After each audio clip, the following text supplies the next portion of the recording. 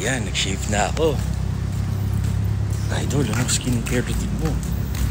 Siyempre, pasihin ng misis ko. Kailangan laging positive. Yung kinakain natin, healthy, positive outlook, maging mabuting tao, laging magdasal. So, reflection yan ng skin natin. Pag stress tayo, may cortisol, hormone imbalance, di tayo makatulog, or stress, yun. Kakaroon tayo ng mga pimples, ganyan. Tsaka laging grooming, maghugas sa mukha. Ganun lang, di ba? Mas malaking tulong din na nagpupunta kami sa VH. Dora Vilma Hair Salon. Galing. So yun.